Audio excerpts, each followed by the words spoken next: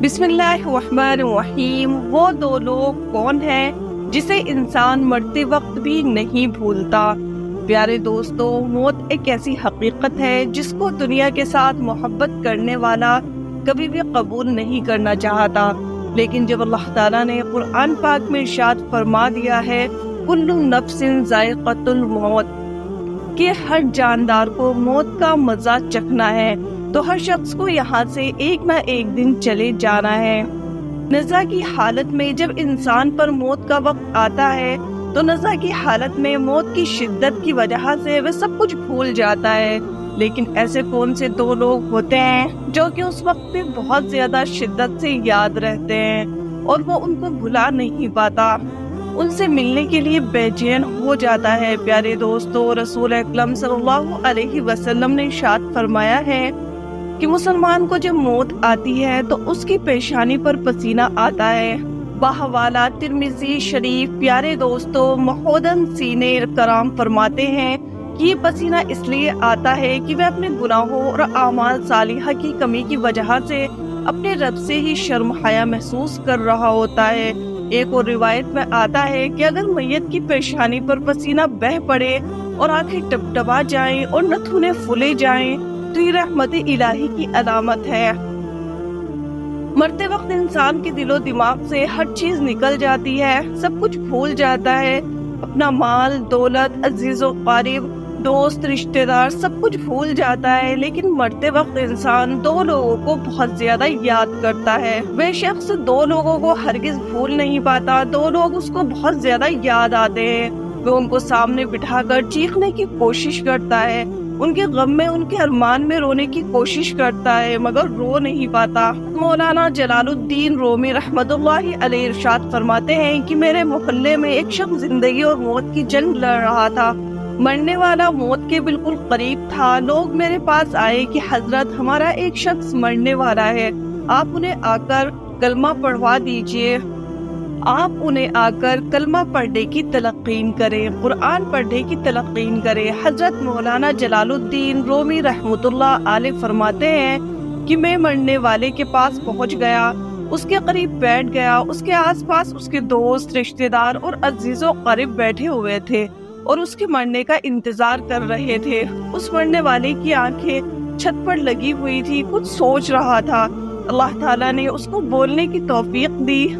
वह रोकर कहने लगा, मेरे बच्चे कहाँ हैं? उसको ना कमाया हुआ माल याद आया, ना दौलत याद आई, ना गाड़ी, ना कारें, ना दोस्त रिश्तेदार, यहाँ तक कि ना तो उसे अपनी माँ याद आई और ना ही उसे अपना बाप याद आया और ना ही बहन भाई। कहने लगा, मेरे बच्चे कहाँ हैं? बच्चे दौड़ कर आए, जी अब्बा हुजूर, और उसके पास बैठ गए। फिर कहा कि मेरी बीवी कहाँ है? बीवी दौड़ कर आई और वह भी उस शख्स के पास बैठ गई।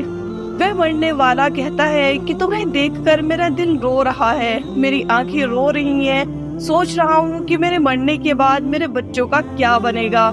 इंसान जब मरते वक्त बच्चों को आखिरी बार देखता है तो ये भूल जाता है कि मेरे मरने के बाद मेरा क्या बनेगा, बल्कि वह ये सोचता है कि मेरे मरने के बाद मेरी औलाद का क्या बनेगा। मेरे मरने के बाद पता नहीं मेरे इन प्यासे बच्चों को कोई पानी पिलाएगा भी या नहीं, मेरे भूखे बच्चों को कोई खाना भी खिलाएगा या नहीं, मेरे अजीजों कारिब में से, दोस्तों में से, भाइयों में कोई इनका ख्याल रखेगा या नहीं, मेरी तरह कोई इन यतीम बच्चों की फिक्र करेगा या नहीं। उसकी आंखें रो रही होती हैं और उसकी आंखों से आंसू जारी हो जाते हैं। बीवी को नसीहत करने लगता है कि मैं तो दुनिया छोड़कर जा रहा हूँ, मुझ पर एक एहसान करना, मेरे इन बच्चों को कुरान मजीद की तालीम जरूर देना। उसके मुंह से निकले हुए लफ्ज से अल्लाह मेरी कब्र को मुनव्वर कर देगा। उसके मुंह से निकला कुरान मेरी कब्र को रोशन कर देगा। मेरे बच्चों के मुंह से निकले यासीन मुझे जहन्नम की आग से दूर कर देगी, अल्लाह ताला के अजाब से बचा लेगी। प्यारे दोस्तों, अपने बच्चों को दीन की तालीम देना, कुरान की तालीम देना बहुत जरूरी है। क्योंकि तुमने वह वाकया नहीं सुना है कि हजरत सैयदना मूसा अलैहिस्सलाम का एक कब्रिस्तान से गुजर हुआ। आपने देखा कि कब्रिस्तान की एक कब्र के अंदर मुर्दे को दर्दनाक अजाब दिया जा रहा है, मुर्दा अजाब में मुब्तला है, اس کی قبر جہنم کے گڈھوں میں سے گڈھا بنی ہوئی ہے، وہ چیخ پکار کر رہا ہے۔ حضرت سیدنا موسیٰ علیہ السلام آگے چلے گئے۔ کام کرنے کے بعد واپس جب اسی راستے سے گزر ہوا تو آپ علیہ السلام نے دیکھا کہ وہی جہنم میں جلنے والا شخص جس کو قبر میں عذاب دیا جا رہا تھا، وہ شخص جنت میں ٹہل رہا ہے۔ قبر جنت کے باغوں میں سے ایک باغ بنی ہوئی ہے۔ دونوں ہاتھ اٹھائے اور عرض کیا کہ اے مالک، تھوڑی دیر پہلے میں یہاں سے گزر رہا تھا تو یہی قبر جہنم میں گڈھوں میں سے ایک گڈھا بنی ہوئی تھی، پھر تھوڑی ہی دیر کے بعد یہ جنت کے باغوں میں سے ایک باغ کیسے بن گئی؟ اللہ تعالیٰ نے ارشاد فرمایا، موسیٰ علیہ السلام، یہ شخص جب مرا اپنی بیوی کو حملہ چھوڑ کر مرا۔ بیوی کا ایک بیٹا پیدا ہوا، آج تھوڑا بڑا ہوا تو اس کی بیوی نے بچے کو مسجد بھجوا دیا۔ مولوی صاحب نے اس بچے کو بسم اللہ الرحمن الرحیم پڑھائی۔ آج اس بچے نے بسم اللہ الرحمن الرحیم پڑھا ہے۔ منہ سے مجھے حیا آتی ہے کہ اس کا بچہ میرا نام لے اور میں اپنا نام لینے والے بچے کے والد کو جہنم میں ڈال دوں، یہ میری رحمت گوارا نہیں کرتی۔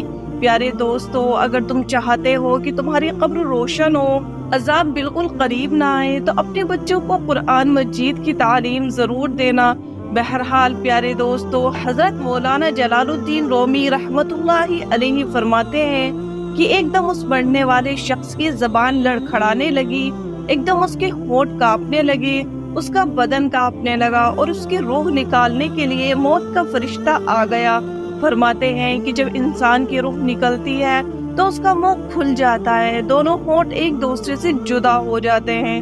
انسان کی روح انسان کے پیروں سے نکلتی ہوئی اوپر کی طرف آتی ہے، جب دل اور پھیپھڑوں تک پہنچتی ہے، یہ وہ وقت ہوتا ہے کہ جب انسان زندگی میں پہلی بار دنیا میں فرشتے اور شیطان دیکھتا ہے۔ ایک طرف فرشتے اس کے کان میں مشورہ دیتے ہیں، دوسری طرف اس کی زبان سے اس کے عمل کے مطابق الفاظ نکلنے لگتے ہیں۔ اگر انسان نیک ہوتا ہے، نمازی ہوتا ہے، عبادت گزار ہوتا ہے، اللہ تعالیٰ کا نیک بندہ ہوتا ہے، تو پھر اس کا دماغ اس کی زبان کو کلمہ پڑھنے کی تلقی کرتا ہے، قرآن پاک پڑھنے کی تلقی کرتا ہے، درود شریف پڑھنے کی تلقی کرتا ہے۔ لیکن اگر انسان نیک نہیں ہوتا ہے تو پھر اس کا دماغ جو ہوتا ہے وہ عجیب سی ہیبت کا شکار ہو جاتا ہے، پھر وہ کلمہ پڑھنے کی کوشش کرتا ہے مگر پڑھ نہیں پاتا۔